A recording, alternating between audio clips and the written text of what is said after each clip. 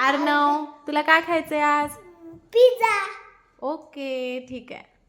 आता झालं असं आहे की अर्णवनी ना कालच पिझ्झा खाल्ला, त्यामुळे त्याला आज तर पिझ्झा देता येत नाही, कारण त्याचं पोट बिघडेल आणि नाही दिलं तर त्याचं मन दुखेल. त्यामुळे मी ह्यावर उपाय म्हणून पिझ्झासारखा दिसणारा एक हेल्दी पदार्थ बनवणार आहे. कोणता तो तुम्हाला पुढे कळेलच.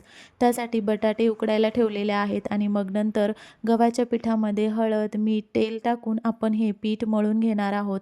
ह्याला बाजूला ठेवून द्यायचं आहे. तुम्हाला आवडतील ते व्हेजीस तुम्ही ह्या ठिकाणी कट करू शकता.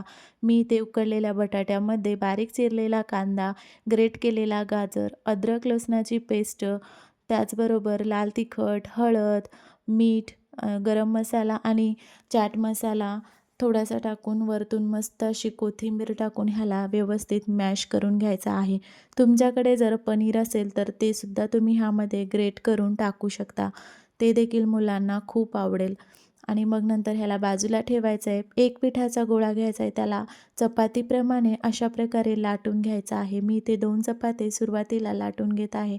त्यातल्या एका चपातीवरती आपण तयार केलेली भाजी जी आहे ते अशा पद्धतीने पसरून घ्यायची आहे आणि मग नंतर वरतून दुसरी चपाती ठेवून देऊन अशा प्रकारे ह्याचे कडा आपल्याला दाबून घ्यायच्या आहेत.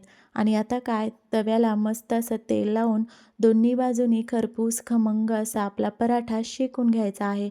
तयार आहे आपला गरमागरम कुरकुरीत आणि टेस्टी असा पराठा पिझ्झा. मुलांना हे खूप आवडणार आहे. आता काय, चला तर मग आता ह्याला पिझ्झासारखे आपण कट मारून घेऊया, जेणेकरून मुलांना कळणार देखील नाही की हा पिझ्झा आहे का पराठा आहे. तुमच्या मुलांना ही रेसिपी नक्की आवडेल, नक्की ट्राय करा. आणि माझी रेसिपी आवडली असेल तर लाईक आणि सबस्क्राईब करायला विसरू नका. भेटूया नेक्स्ट रेसिपीसोबत. तोपर्यंत बाय.